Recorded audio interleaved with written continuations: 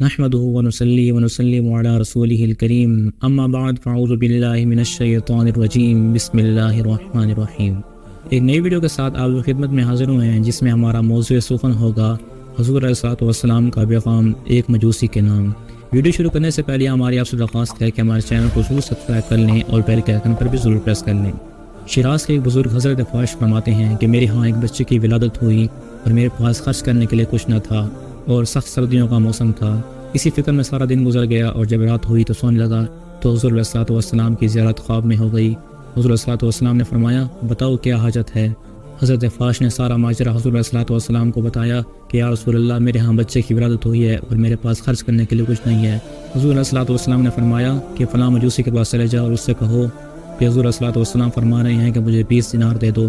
جب حضرت فاش صبح اٹھے تو بڑے پریشان ہوئے کہ مجوسی کے پاس کیسے جائیں اور حضور علیہ الصلوۃ والسلام کا حکم کیسے سناؤں۔ اسی ششپنج میں سارا دن گزر گیا۔ جب اگلی رات کو سونے لگے تو پھر حضور علیہ الصلوۃ والسلام کی زیارت خواب میں ہو گئی۔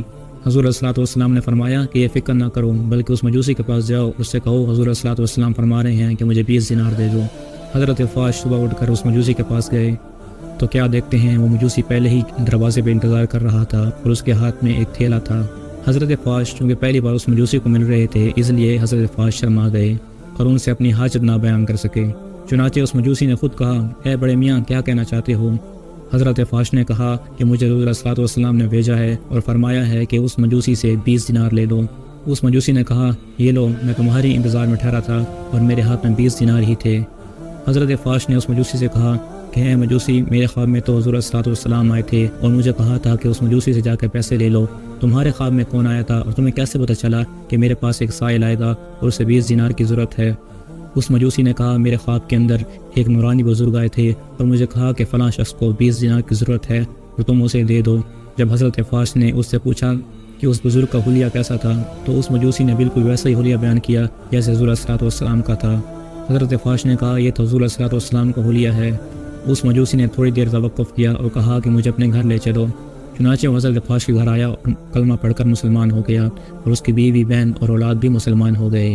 اس سے یہ بات ثابت ہوتی ہے، حضور علیہ الصلوۃ والسلام کی نظر رحمت اس پر پڑ جائے تو اس کے بیڑے پار ہو جاتے ہیں، اور یہ بات بھی ثابت ہوتی ہے کہ حضور علیہ الصلوۃ والسلام اپنے غلاموں کی فریاد رسی کے لیے مثال شریف کے بعد تشریف لاتے ہیں اور ان کی دستگیری فرماتے ہیں۔